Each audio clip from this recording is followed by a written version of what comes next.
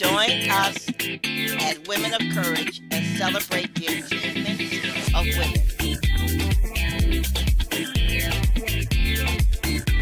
Good afternoon, and thank you for tuning in. This is Gloria Lee, the moderator for the show Women of Courage. Wherever you are in the world, I need you to know one thing right now. You are amazing. I know you might be upset. I know you might be hurting. And I know you might be frustrated. I know because all of these things happened to me. I was homeless for 2 years, and all I had was a computer, my son, and a car.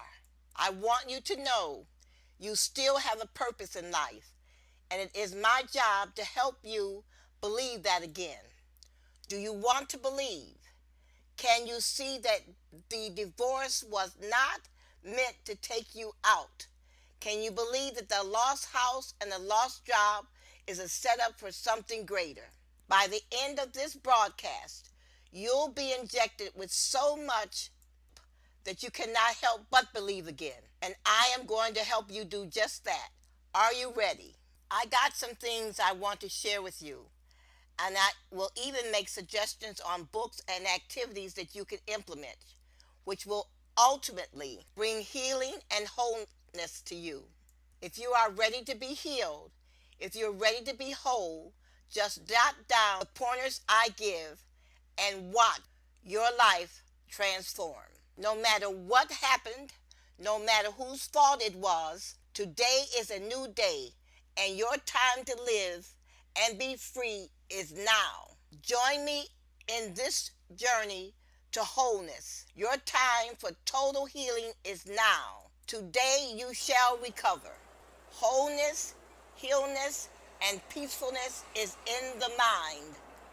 That is where all battles for life end and begin.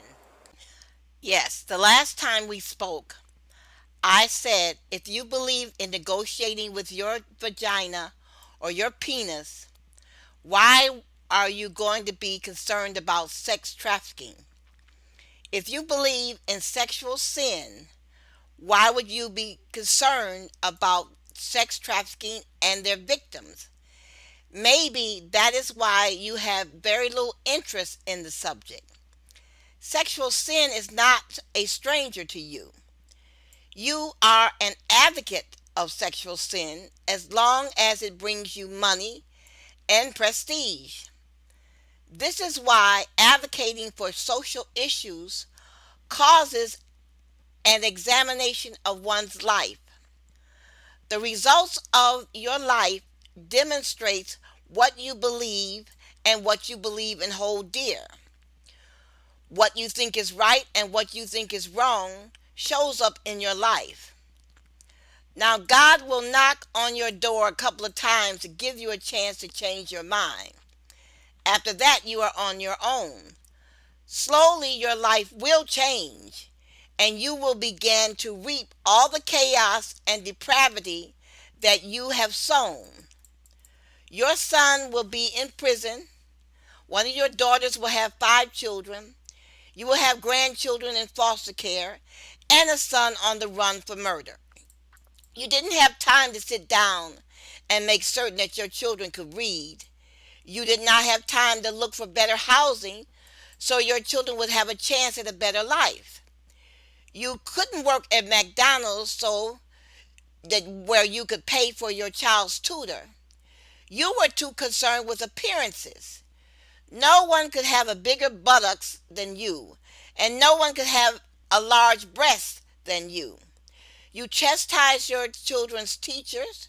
You argued with the teachers in front of your children, teaching your children to disrespect people. Your children are now mirror images of your contradictions. Everyone during your life is or was at fault but you. So no wonder you are not concerned about sex trafficking in your community. You are interested in one thing and one thing only, yourself. You do not give a damn about anyone else in your community. You are not concerned about something that affects the lives of other people. If it walks like a duck, talks like a duck, it's a duck, does not apply to you. Oh, yes, you walk like a human and you talk like a human, but that's where the qualities end. Your supposition is envy and jealousy. You feed off of these two emotions every day. These are your motivating emotions. So if you believe in sexual sin, my discussions will have little impact on you.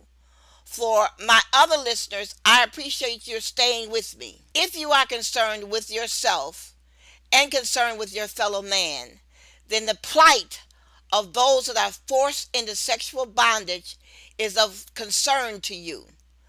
But here is the rub. Traffickers love to get their next victim from group homes. They find a plethora of victims in foster care. So anyone with a relative in foster care should be afraid. Your child can be a victim. Sex trafficking is sexual violence for profit. The traffickers are negotiating for money the same as you are negotiating for money with your vagina. Now let me give you some information on sex trafficking in the United States. Oh no, it doesn't happen in the East. It happens in this country. I want you to know that your son, your brother, your father, your uncle, your cousin, and your grandfather are participating in this. That is correct. I said that the males in your family are either customers or purveyors or procurers of victims. They trap young women for sex. Or the males in your family provide housing or transportation for sex traffickers. Someone has to be aiding or abetting these people. They are not operating in isolation. Sex trafficking is the major slavery in the United States. It is human trafficking for sexual exploitation. Sex trafficking is among the largest and fastest growing criminal enterprise across the globe.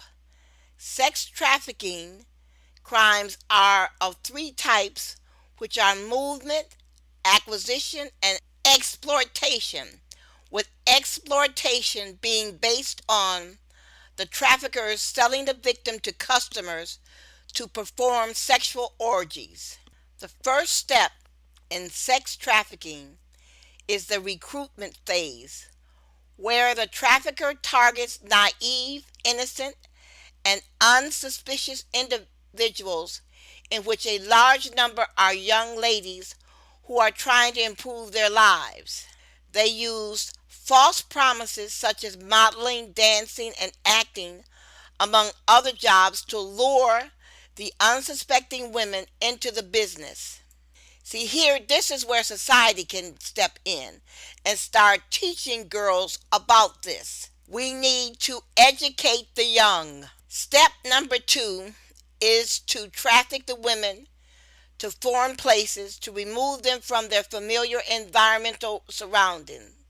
This helps the traffickers to achieve greater control over the victim. In other words, we pick the victim up in New York, we take her to Alaska.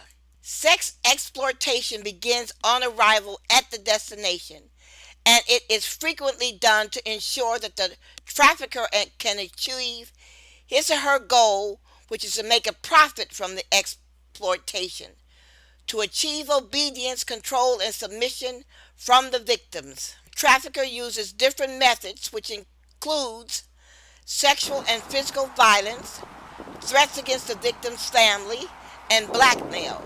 Some take away personal documents from the victims. That's if they're from a foreign country.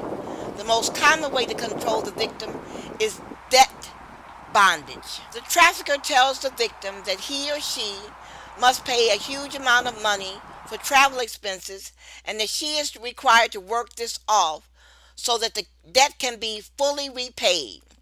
The victim is continuously made to believe that she will get her freedom once the debt is repaid. They end up staying in the sex business for weeks, months, and years. This is the reason why I feel that all sex traffickers should be sentenced to death. Sex exploitation usually happens in a range of venues, masquerading as massage parlors, online ads, escort services, in brothels, hotels, and motels on the street, and at truck stops. Now, do you see where the males in your families participate in this industry? Don't tell me somebody at a hotel or motel does not know that there are females in those rooms being exploited. The victims are forced to sleep with multiple men in a single day, where are repeatedly forced to have anal, oral, and other types of sex. They can participate in sex orgies by some men that could go approximately 40 within a day with no food or pay. This makes them vulnerable to sexual transmitted diseases. They also undergo physical and psychological violence through their employees and customers. When drugs are forced on them, it makes it harder for them to be able to escape their bondage. In some circumstances, most of them die of overdose and starvation and never seen a different life apart from sex trafficking. Most cases of sex trafficking have gone unreported in the United States. For instance, immigrants from developing countries are most vulnerable to enter into such schemes. Most people in the business operate strip clubs and brothels in Las Vegas, and they usually recruit vulnerable ladies into this trade. Vulnerable underage girls are mesmerized by the glamour and flashy lifestyle of Las Vegas, not knowing what they will be asked to do. Their submission to be used in the sex trade stems from the reason that they lack documentation or transportation or communication. This is why they end up selling their bodies at a low price. I'm going to stop for just a second. Ask yourself this question: how does the buyer, which is the customer, your brother, your cousin, your uncle, how do they find these women? In other words, how do they hook up with the sex traffickers? The sex traffickers don't advertise on TV. So how do they find their victim? Now, back to sex trafficking. Many deaths have been recorded in the United States involving young men and women who have been trapped into sex trafficking. Their captors are reckless and could do whatever they wish to do with their victims because they equate their victims to a paycheck, a price tag. Most, listen to this, old men in American rural regions are known to pay pimps to look for young girls whom they pay.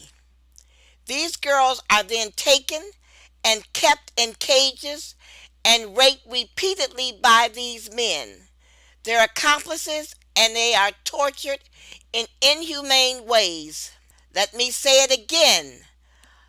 In most old men in America, in the rural regions, pay pimps to look for young girls that they can abuse. Don't tell me these are not your brothers, your uncle, your father, or your grandfathers. Most of these young girls end up dead and dumped by these inhumane animals. Victims of sex trafficking can be men, women, children, adults, foreign nationals, and natives. Runaways, sexual assault victims, discrimination victims, foreign nationals, and homeless youth are the most vulnerable. They are constantly targeted by traffickers. The victims face challenges in accessing help since their identification and documentation may have been confiscated by their captors. Some of the victims have very little knowledge of their surroundings due to being moved frequently, and many of them may not speak English. A large number of the people are not educated. They do not know anything about sex trafficking. They believe whatever they're told. Also, these victims do not always go to authorities for help. First of all, they can't find them. For fear that the traffickers may track their families down and harm their families, and then the victim is blamed for getting into the business in the first place. For victims to be given help, it is important that they gain trust. You can find various organizations on the internet that are working with the government and other local partners across the globe to ensure that children and women are not at risk for sex trafficking. Child Fund is working to ensure that children have access to education, which is a key element in helping to stop child trafficking. The organization also champions a series of mentoring activity, coaching, and training to ensure that children are fully aware of the trafficking crime. The United States is taking action. They are trying to lead a global effort to address sex trafficking with policies like preventing trafficking, protecting the victims, and prosecuting the traffickers. The Congress also passed legislation in Modern Day Slavery Initiative. The initiative is working with foreign governments and nonprofit organizations to match funds provided by the United States to make efforts to eliminate sex trafficking in our country and around the world. Unfortunately, sex trafficking is increasing rather than decreasing.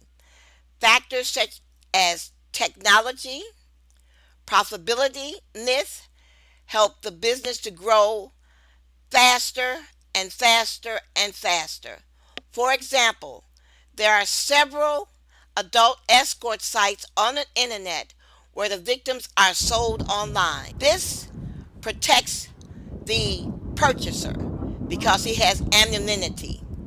This makes it difficult for law enforcers to reach the victim or the traffickers and the witnesses who could provide information. Sex exploitation is very profitable to the traffickers since it has little risk for them compared to the drug trafficking. Misconceptions are helping to increase this business.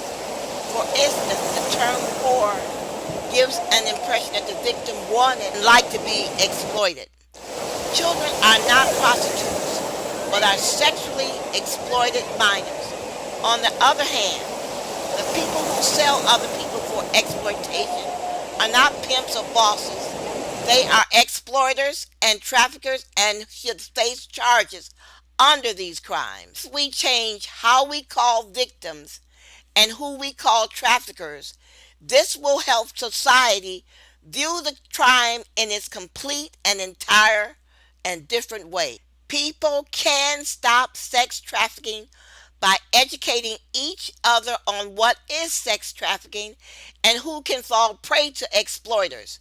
Recognizing signs of sexual exploitation and victims is also very important. Reporting any sex exploitation, any suspicion in venues like hotels, nail bars, and many other places should be done with immediate action. Creating awareness about sex trafficking will also help us reduce this crime. I am going to pause for a second to take a short break while you listen to information regarding willpower and encouragement. It is all a matter of learning new behaviors. And please remember, it is easier to build strong minds than to repair injured people. What I said is a modification of a quote by Frederick Douglass. He said, "It is easier to build strong children than to repair broken men." Now for my break. Oftentimes, fear is defined as fantasized experiences appearing real. We all fear something. It could be doing what's never been done, or being scared for no just cause. These fears hold us down and create a fantasized, albeit unreal, experience. If you must move ahead in life, you must stand up to your fear. If you must be successful, you must pull through the unreal experiences that fear is created in you. And trust me, you need a good dose of courage to do exactly that. With courage, there's no stopping you. How can you summon the courage to face your fears? As a woman, you're amazing and you have great capabilities. Do not let anyone tell you otherwise. How then can you maximize these great capabilities? As you'll find out in the series Women of Courage, the women we wrote about succeeded against all odds simply by standing up for themselves. Just like them, you can make your life count too.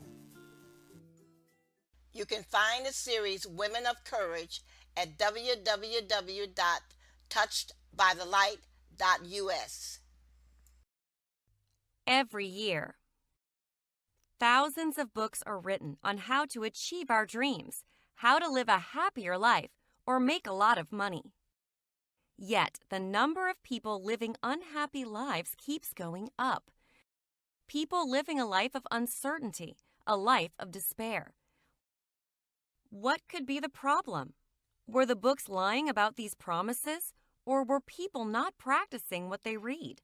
You see, the truth is that most times we know exactly what we want out of life, and we often know how to get there. So, what is the missing link? It's the courage to take that first step, to go from where we are right now to the life of freedom and fulfillment we so much desire. We must first leave our comfort zone, and it takes courage to make that move. And that is exactly where all those books failed. They tell you what you should do, but can't get you to take that first step. A wise man once said, "Without courage, you can't leave your comfort zone. If you don't leave your comfort zone, you can't grow. If you can't grow, you can't be your best. And if you can't be your best, you can't be happy." You can find the series Women of Courage at www.touchedbythelight.us. This announcement is to say that the Women of Courage show will be participating in the Authors Pop-Up Shop at the American Legion, Hall 346 at 31775 Grand River Avenue, Farmington, Michigan. The Authors Pop-Up Shop at the American Legion, Hall 346 is being held Saturday, February 9th, 2019 from 10 a.m. to 4 p.m. in Farmington, Michigan. The event again is being held at 31775 Grand River in Farmington, Michigan. This pop-up shop is intended to support the work of Metro Detroit authors and to engage our community. This event will give Metro Detroit authors a chance to display their talent, network, and meet the community and other authors. Come meet and greet and buy books and get them signed from a diverse group of Metro Detroit authors. Choose from nonfiction, romance, self-help, urban fiction, Christian fiction, empowerment, hip-hop love stories, coming of age, and children's books. The event is organized by an Abigail Rose. Abigail spelled Abiegeail. She is the one that has made the arrangements for the pop-up shop. You can go to her Facebook page to obtain tickets. She is also holding a business expo event on the same day at the same time. Again, the Women of Courage show will be attending the Authors Pop-Up Shop at the American Legion on Saturday, February 9th, 2019. We will see you there. Are you sick and tired of being you? Do you want another life, a second chance? Then it's time to change. It's time for you to find out who you are. It's time for you to stand up for yourself. It's time for you to think for yourself. It's time to rid your mind of poisonous beliefs like women should only be seen and not heard. It's time for you to learn how other women accomplished their goals. For more information regarding Women of Courage and to be among the countless women learning to manage the challenges, limitations, and rejections of life, go to https://touchedbythelight.us.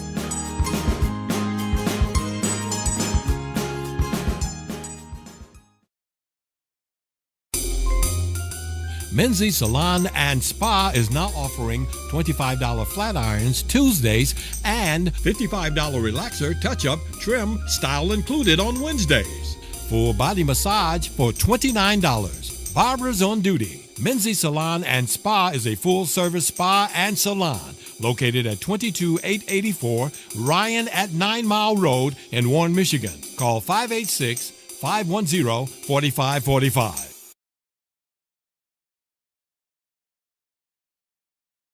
We live in a society that has created an impression that a woman is limited in what she can do. The society lets you see yourself as a weaker human who should not aspire to greater things. Most of us grew up with that mentality and thus turned out to be unambitious. Good news is there are lots of women out there just like you who have turned their lives around dramatically. There's one underlying factor common to all these women: courage. They were courageous in the face of societal intimidation.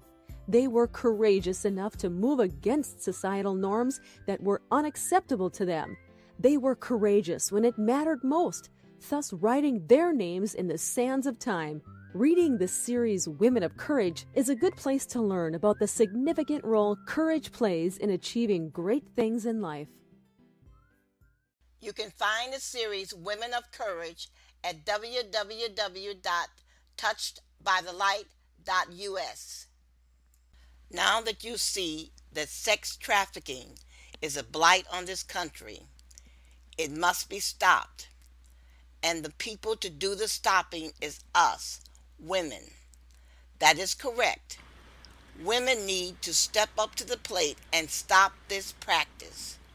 You did not know that old white men in rural areas are known to pay other men to find them victims that they can put in cages so the victims can be sexually abused over and over again. Yet this is happening in our country. The man in the hardware store is an abuser. The man who is working in the hotel is an abuser.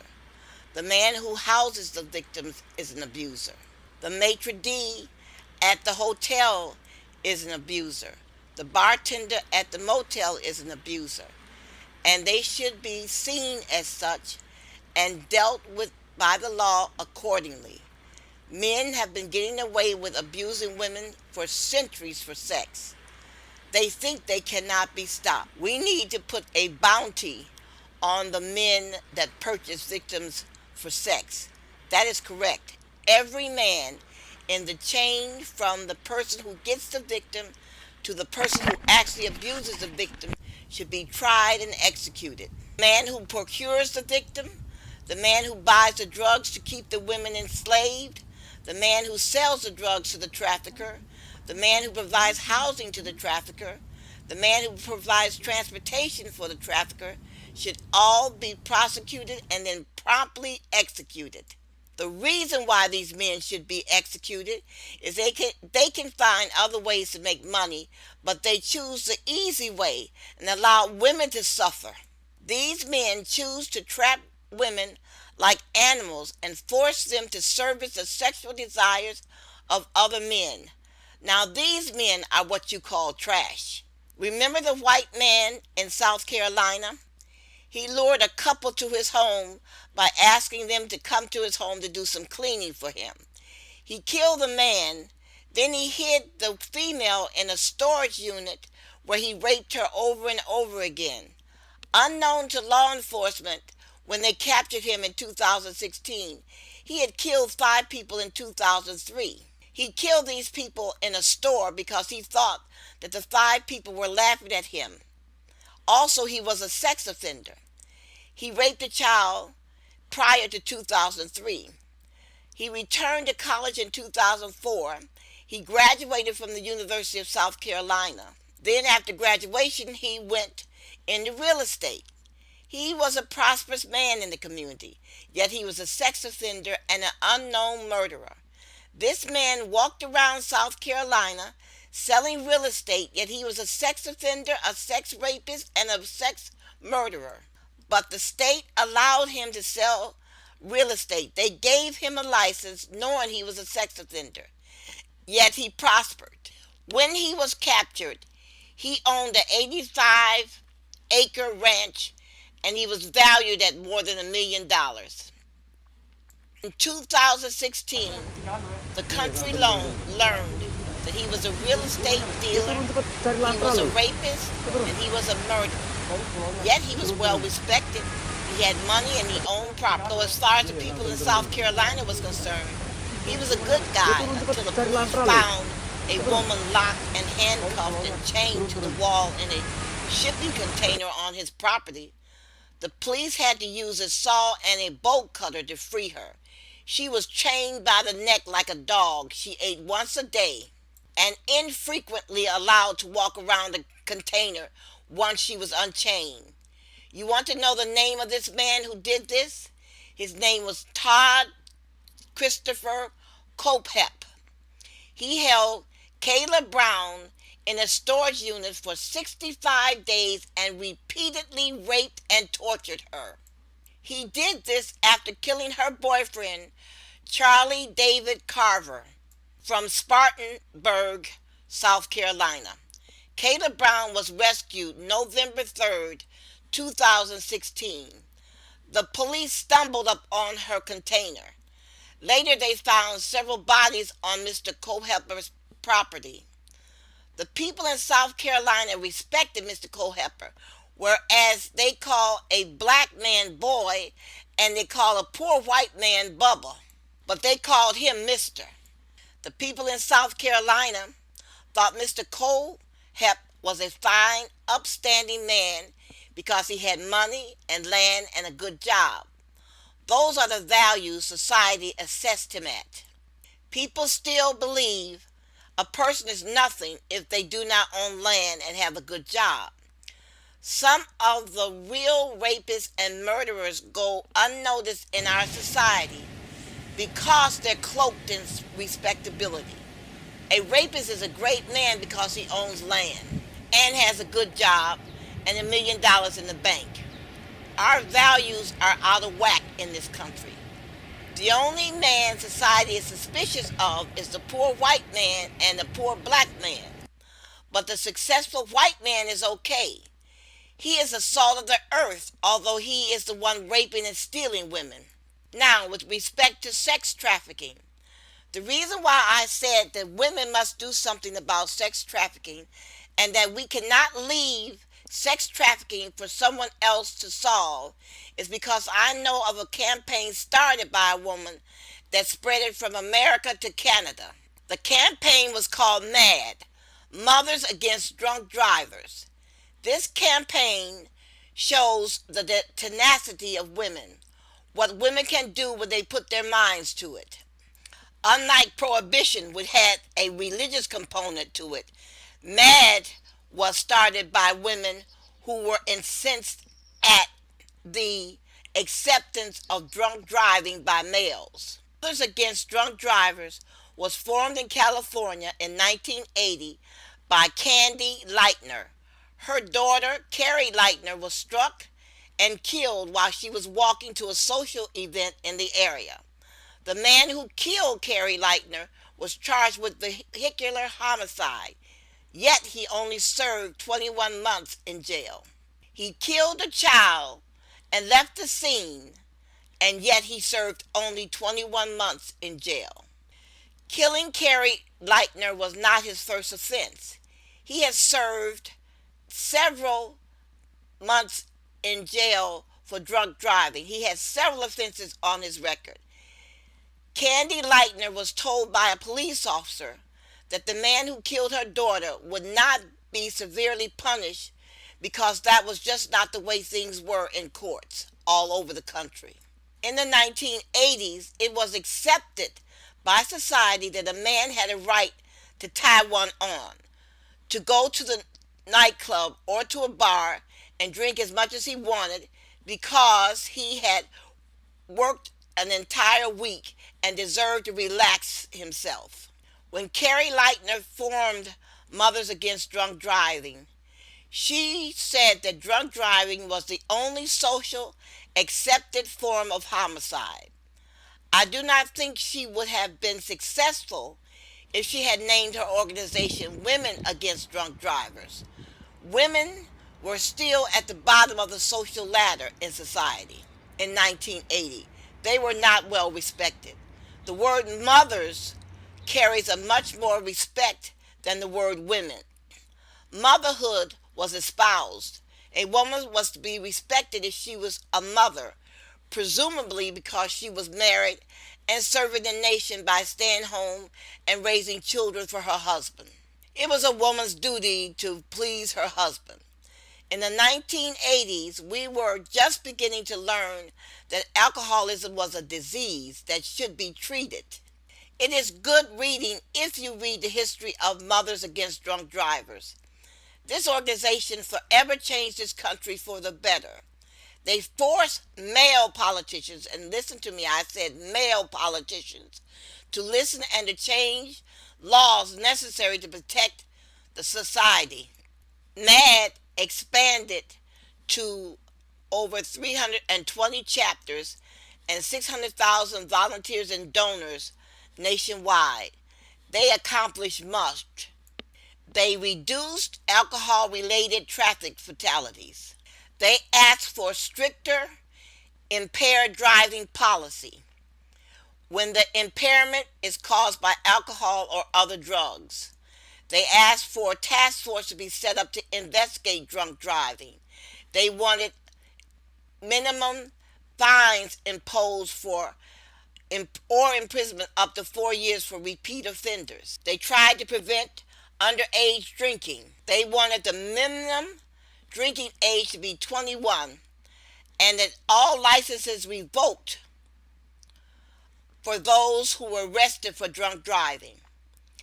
In July 1984, she stood beside President Reagan as he signed a law reducing federal highway grants to any state that failed to enact the drinking age to be 21.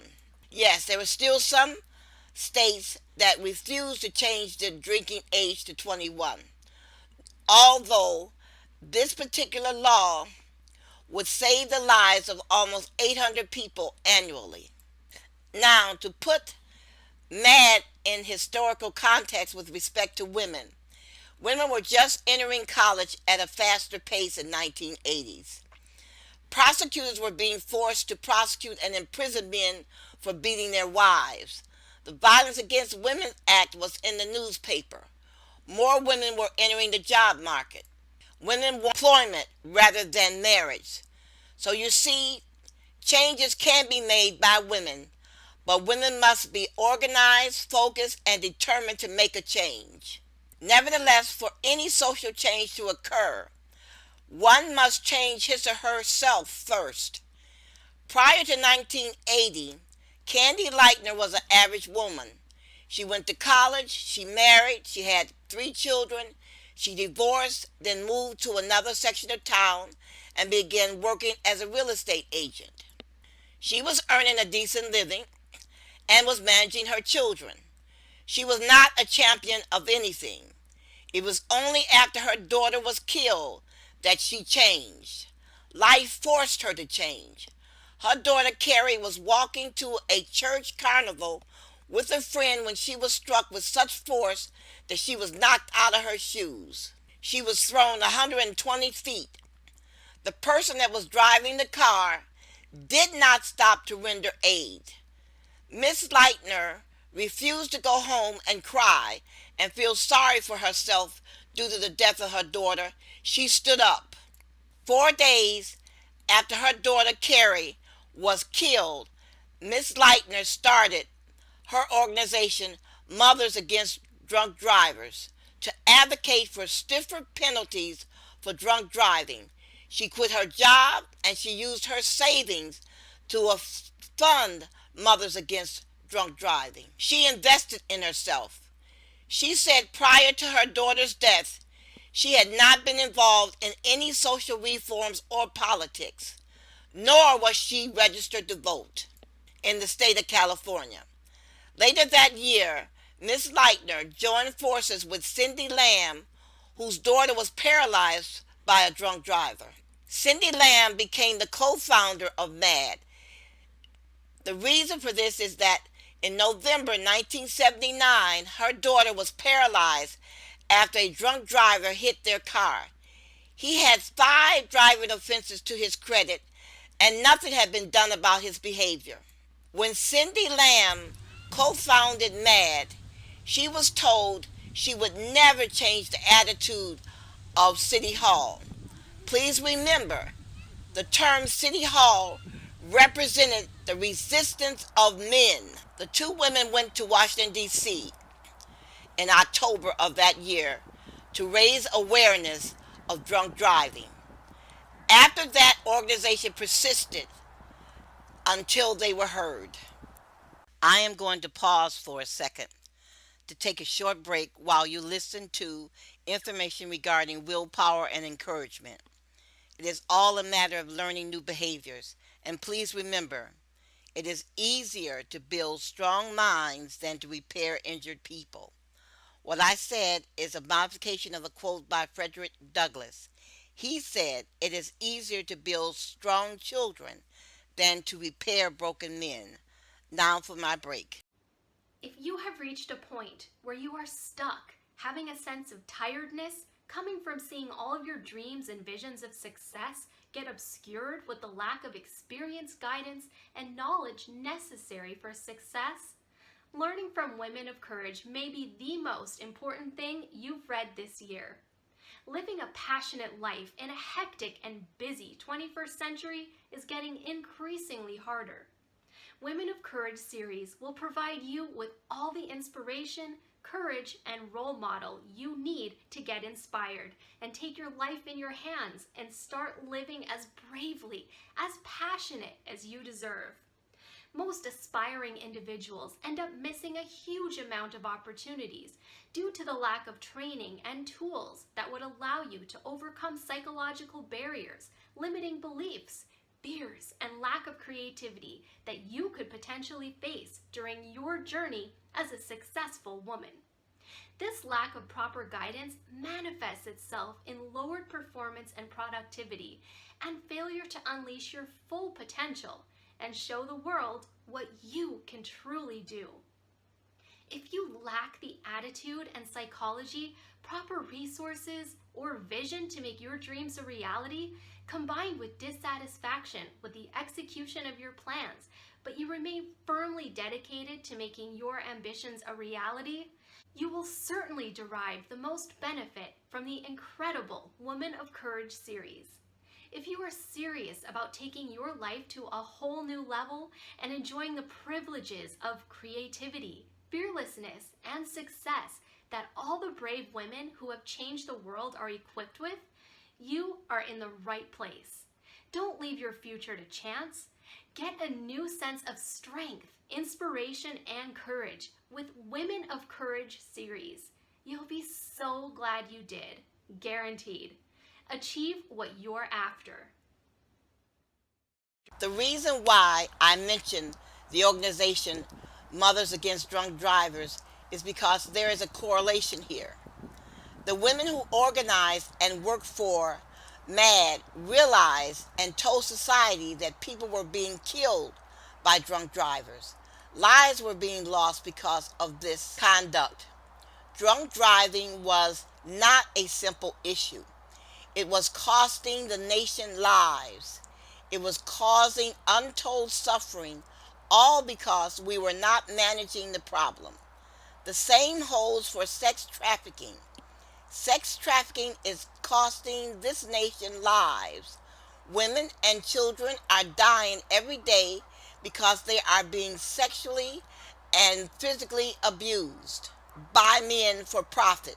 Sex trafficking is not a financial transaction between 2 consenting adults. Sex trafficking is the forced abuse of someone's body against their will, day in and day out, year in and year out with no end to the suffering in sight. This type of abuse is enough to drive anyone crazy. Men, for the most part, are the ones that are benefiting from this practice. Just like the organization MAD, women must bring this practice to light. It must be seen in all its horror. We must bring sex trafficking to the forefront of everyone's mind. Everyone must take part in eradicating this problem. This practice must be humanized. It must be shown that ordinary people in this country are being affected by this practice. To demonstrate this, I would like for you to go online and search under the name Ishiwoni. I will spell it for you. First name I-S-H-I, last name W-O-N-E. I want you to take your time, even if you have to read this during your lunch hour. I want you to read every article written regarding this man and his conduct. Keep in mind, Mr. Warney is 23 years old. He made a choice. He did not have to do what he did. He thought he was smart. He thought what he was doing was easy. He could have very well gotten him a job at McDonald's, learned to read, entered college, and did something with his life. But he chose not to do this. He developed a romantic notion inside himself that he was going to be a rapper. Only one problem. He did not have any money to sustain himself until the world discovered his talent. Well, the world has discovered his talent, all right? It has been for trafficking women. Remember again, this man had a choice. The first article I want you to read the news release issued by the FBI. Please note the language that is being used. The first man speaking in the news release is Godfrey S. Berman. He is not only educated, he has command of the English language. He is a wordsmith, and he is a performer. He knows how to use the language to get what he wants. He knows how to use the language to persuade. He wants this man convicted. Notice how he uses the word vile. Look at this sentence. Mr. Berman used the word vile by saying, as alleged, Mr. Warney engaged in a vile form of exploitation, using force and other coercions to compel young women to engage in paid sex for his enrichment. He's letting everybody know that the women did not benefit from selling their body. Mr. Warney benefited from selling their body. Now, Mr. Berman goes on. He could have used the word horrible or filthy, but he chose not to use this word. He chose to use the word vile, which does let you know he is a wordsmith. He knows how to use words to manipulate people. Anyone that comes up against him is going to have a hard time in court. Therefore, Mr. Warney's attorney is going to catch hell in court. The trial has not been held yet, but Mr. Berman has already started prosecuting Mr. Warney. The man who is actually going to do the prosecution is the case manager, Assistant United States Attorney Daniel H. Wolf. But Mr. Berman has helped him on his way. Now look at the charges against Mr. Warney, if he is convicted. The first charge, use of an interstate facility to promote, manage, and carry out prostitution. Punishment 5 years. The Mann Act. Punishment 10 years. Third offense, sex trafficking by means of force, threat, fraud, coercion. 15 years to life. Now, Godfrey Berman is the man who heads the New York office for the FBI. So he is the one that had to approve these charges. Mr. Warney can forget about a plea deal. These men are going to have no sympathy for him in court. Mr. Warney had a boundless future, but he chose to abuse women to make money the easy way off of someone else's body. He thought he was smart. I wonder how smart he thinks he is now that he is in federal custody. Look at the charges and the penalty. This is not a silly mistake of a child. A teenager did not do this. This was a cold, calculated decision to sell someone else's body for money. He benefited from this practice. He purchased marijuana with the money that the women made. He bought gasoline with the money that the women made. He ate at local restaurants and strutted around like a rooster off of the money the women made. He bought new clothes with the money the women made. Now he needs to pay for the money that the women made. Mr. Warney thought being a pimp was going to be easy. Just slap a woman around, kick her in the stomach, pump her full of dope, and make her sell her body. How easy could life be? Well, let us see how easy life is going to be for him now that he is facing life in prison. His trial is going to be actually pretty perfunctory. There will be no drama. He probably did not save any of that easy money, so he will not be able to afford a good attorney. So I take that back, not a good attorney. He will not be able to afford a high-priced lawyer that will razzle and dazzle a jury. He will get a public defender and who will be hard-pressed to think of a defense for Mr. Warney. If prosecutor attorney Daniel Wolf decides to be a bastard, there will be no plea bargaining. So the next year, Mr. Warney will stand before a federal judge who will want to leave the court early because he wants to have time with his mystery before he goes home. Mr. Warney will be crucified. The verdict will be guilty. The sentence will be life in prison. There will be no reason not to give Mr. Warney the maximum sentence. Can you think of any reason Mr. Warney should not spend the rest of his life in prison? He sold somebody else's body for money.